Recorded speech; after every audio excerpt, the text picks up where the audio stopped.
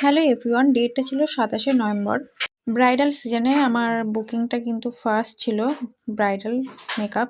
তো আমি আমার প্রফেশনটাকে অনেক সম্মান করি এবং ভালোওবাসি।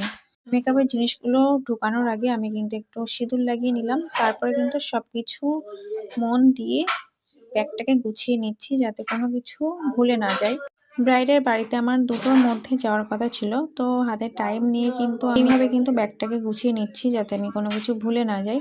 তো সমস্ত সব কিছু গুছিয়ে নিচ্ছি। আর জানো তো, ছোটোবেলা থেকে আমার খুব স্বপ্ন ছিল যে আমি মেকআপ আর্টিস্ট হবো, মেকআপের কাজ করবো। তো সেই স্বপ্নটা আমার পূরণ হয়েছে আজকে।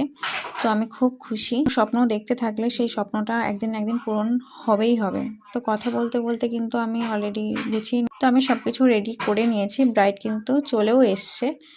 ব্রাইডের মেকআপের আগের ফেসটা তোমাদের সাথে শেয়ার করে নিলাম।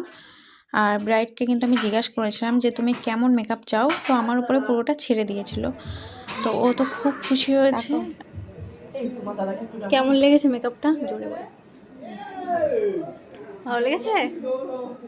আই মেকআপ, ফেস মেকআপ ব্রাইডকে সব কিন্তু আমি ঠিকঠাক? জিজ্ঞাসা করেছিলাম যে তুমি খুশি তো কেমন তুমি? ধরনের লুক চাও। তো একটাই কথা বলে যে দিদি, আমার মেকআপ নিয়ে কোনো আইডিয়া নেই, আমাকে একটু দেখতে ভালো লাগলেই হবে। আর খুব বেশি যেন ডিপলি কোনো মেকআপ না হয়, তো একদম সিম্পলের করে সাজিয়ে দিও।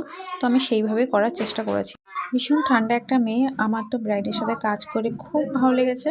আর মেকআপটা কেমন লেগেছে অবশ্যই তোমরা কমেন্ট করে জানিও। হালকা গ্লিটার করেছে আর ফেসটা কিন্তু ওর স্কিন টোন হিসাবে রাখা হয়েছে। আমার কিন্তু স্কিন টোন হিসাবে কাজ করতে খুবই ভালো লাগে।